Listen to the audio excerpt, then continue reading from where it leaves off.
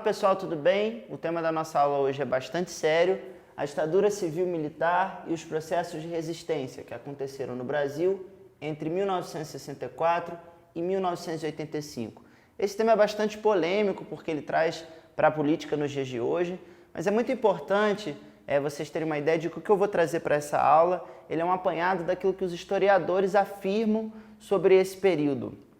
E tem algumas coisas que a ciência histórica, com base na pesquisa de documentos, pode afirmar sobre essa época que foi a ditadura civil-militar. A gente chama de civil-militar porque um grupo de historiadores afirma que aquele período houve um domínio tanto dos militares, que acabavam preponderando no governo, ou seja, acabavam dando as principais regras, mas tinha um elemento civil, uma participação dos cidadãos que não eram militares também na composição desse governo.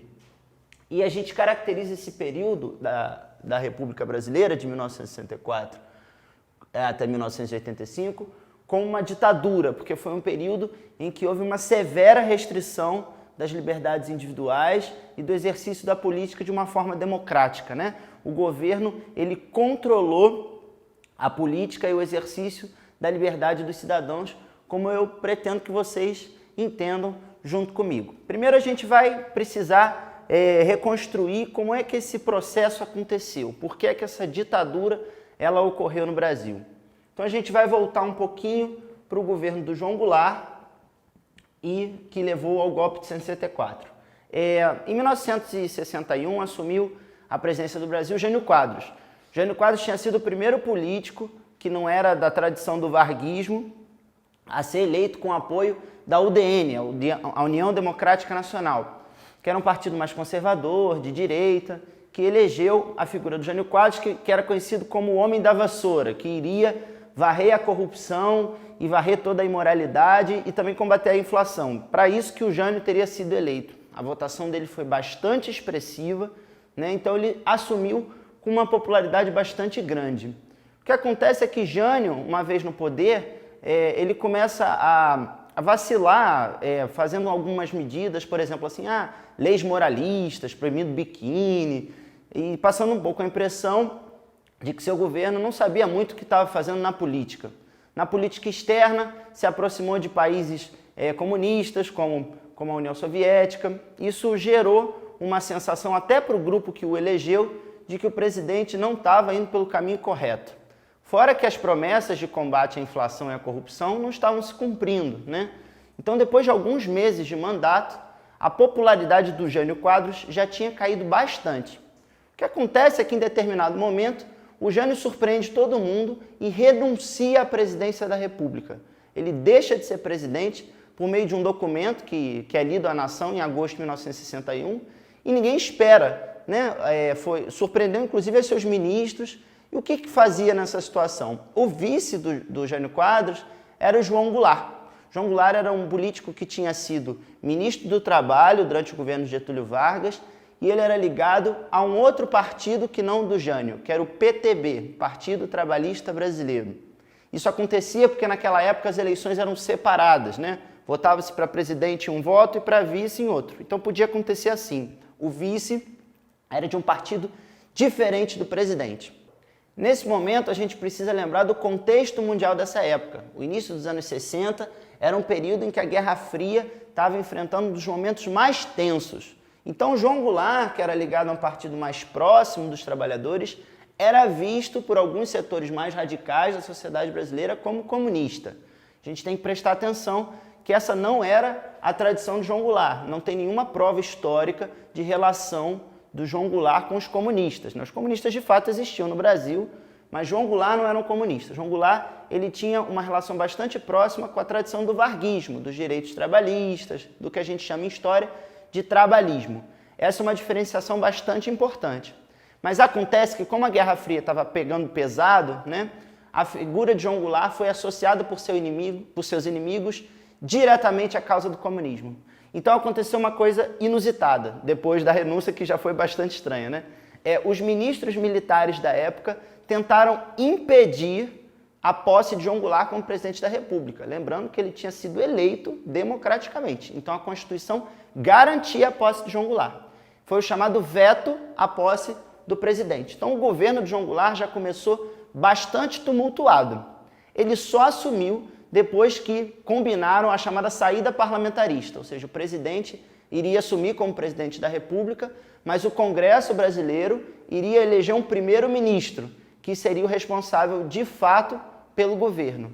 Isso acabou acontecendo, a gente teve alguns anos de parlamentarismo e só mais tarde João Goulart, depois de um plebiscito, no ano de 1963, assumiria como presidente da República pleno. Mesmo assim, o governo João Goulart foi bastante conturbado e sempre os inimigos do governo, que eram sobretudo a UDN, que era um partido de direita, os militares de alta patente, se opunham a João Goulart no cenário público. Então, gente, no final do ano de 1963, já existia uma campanha de desestabilização contra o governo do Jango, que era outra forma que João Goulart era chamado. Vamos entender melhor por que isso acontecia. João Goulart tinha uma série de propostas bastante populares. Por exemplo, ele queria implementar a reforma agrária, tirando terras improdutivas das mãos de grandes proprietários e dando para trabalhadores do campo que precisassem. João Goulart queria controlar a remessa de lucro das multinacionais para os seus países de origem, para que uma parte desses lucros que foram feitos aqui no Brasil ficassem no próprio país para garantir o desenvolvimento nacional. João Goulart também era contra que outras empresas estrangeiras explorassem nossas riquezas, como o petróleo. Tá? Então ele tinha toda uma plataforma voltada para o nacionalismo e para a garantia dos direitos das classes trabalhadoras. Só que esse conjunto de propostas, ou como se chamava, esse conjunto de reformas, que se dizia na época, reformas de base, ou seja, que iriam alterar a sociedade brasileira da base, né, partindo de baixo, partindo da maneira que a sociedade se organizava, esse conjunto de reformas era mal visto pelos empresários, pelos esses grupos mais poderosos, porque eles iam perder com isso, né? De fato, se essas reformas fossem adiante, eles iriam perder.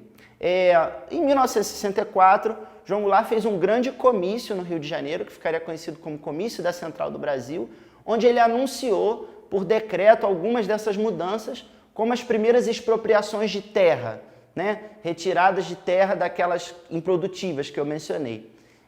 E isso foi muito mal recebido pelos grupos de empresários, das Forças Armadas, pelos grupos que eram mais conservadores. Esse movimento do governo do João Goulart gerou uma espécie de movimento contrário, que foi organizado, que ficou conhecido com o nome das Marchas da Família com Deus pela Liberdade. Foram movimentos organizados pela Igreja Católica, mas com a participação de diversos outros setores conservadores da sociedade brasileira, como a UDN, como parte das Forças Armadas, que foram para a rua dizendo o seguinte: olha, João Goulart está transformando o Brasil num país comunista, que a gente já comentou que não era realmente o que estava acontecendo. Mas no olho das pessoas desse grupo da sociedade, o presidente era de esquerda demais, por assim dizer. Então, em meados de março de 1964, secretamente, alguns integrantes das Forças Armadas organizam um golpe, que a história conheceria como golpe de 1964, que foi uma união, basicamente, desses setores das Forças Armadas que estavam contra o governo João Goulart, de um partido de direita, que era a UDN, era o principal, União Democrática Nacional, e os governadores desse partido, como o da Guanabara, Carlos Lacerda, o de Minas, Magalhães Pinto, a Igreja Católica, que também apoiou o golpe de 64, os grandes proprietários de terra, todos esses grupos que se sentiriam ameaçados com o fortalecimento do governo João Goulart, apoiaram a sua deposição. Inclusive, o governo dos Estados Unidos, que mandou uma força-tarefa para o litoral brasileiro, para caso o golpe desse errado, tivesse um suporte ou até uma invasão, né? A gente não sabe. Essa Operação Brother Sun, como ficou conhecida essa participação dos Estados Unidos, ela mostra como esse cenário de Guerra Fria ele é importante para entender esse golpe, porque os americanos não queriam um governo mais à esquerda aqui no Brasil. O que acontece, gente? A partir de 1964, o Brasil esteve sob o poder dos generais. Vou pedir que você dê uma olhada aqui nessa linha do tempo, porque durante a ditadura houve uma sucessão de generais no poder. Primeiro Castelo Branco, depois Costa e Silva, Médici, depois Geisel, Figueiredo. Nenhum desses generais foi eleito por voto direto, foi eleito com grande participação da população. E aí vem, então, um dos pontos mais importantes dessa aula, você entender por que esse período foi uma ditadura. Esse segundo tópico fala bastante disso. Durante esses anos da história brasileira, se generalizou a prática, por exemplo, da censura, partindo do governo federal. Você não poderia publicar coisas que fossem do desgosto do governo, que fossem contra o que o governo falava. Os agentes da censura, eles começaram a se infiltrar nos meios de comunicação e selecionar aquilo que a população sabia. Por isso que hoje tem muita gente que acha que na época da ditadura era bom, porque havia muita censura e as notícias que eram ruins ficavam pelas redações mesmo e não chegavam ao grande público. Se generalizou também, desde o golpe, a prática de torturas contra os opositores do governo. Então, só por você ter uma ideia diferente de mundo, de política, você poderia ser preso arbitrariamente, ou seja, sem ter cometido um crime e sofrer torturas. Várias pessoas morreram ou desapareceram durante esse período só porque eram de organizações políticas contrárias ao governo. Outra coisa muito importante normalmente quem defende a ditadura diz assim, mas tinha eleição. Não é bem assim que funciona. Essas eleições elas eram indiretas e não tinham grande participação da população. O voto, portanto, era limitado. Outra prova de que esse período foi uma ditadura é que em diversos momentos o governo publicou atos institucionais, que eram leis que davam poderes muito maiores para o governo do que o normal e tiravam garantias dos cidadãos, né? Sem consultar a população. Isso foi feito mais de 17 vezes durante a ditadura. O governo publicava esses atos e no dia seguinte valia, né? Então isso tirou o voto direto para presidente, isso extinguiu grande parte dos partidos políticos que existiam na época, tirou as garantias que as pessoas tinham, né, de liberdade de expressão. Então os atos institucionais também provam que esse período foi uma ditadura. Outra questão que a gente precisa destacar é que diante desse processo terrível que estava se abatendo, né, na sociedade brasileira, uma parte da sociedade resistiu, buscou ir contra as autoridades, inclusive grupos de esquerda que queriam fazer revoluções socialistas no Brasil organizaram o que ficaria conhecido como luta armada, né? E, ilegalmente eles juntaram armas para tentar ir contra o governo. Muita gente diz assim, esses grupos, eles na verdade queriam outra ditadura. Mas de qualquer maneira, eles eram uma forma de resistência ao processo que estava acontecendo. Como você já entendeu, a violência foi uma marca desse período, a violência de governo, de Estado contra a sua própria população. Também sofreram essa violência as populações de indígenas e quilombolas, que foram bastante perseguidas, mais do que, infelizmente, a nossa tradição autoritária já fez, né? Outra coisa muito importante que a gente precisa comentar sobre esse período é que normalmente as pessoas tentam ver um lado positivo na ditadura, dizendo assim, mas durante a ditadura houve um crescimento enorme na economia, o chamado milagre econômico, porque a economia brasileira, o PIB brasileiro, que a indústria brasileira produzia na época, cresceu muito. Isso, em parte, é verdade, porque a economia cresceu bastante, mas essa riqueza que era produzida, ela não era distribuída pela população. Então ela ficava na mão das elites de empresários. Na verdade, a ditadura civil-militar no Brasil aumentou a desigualdade social.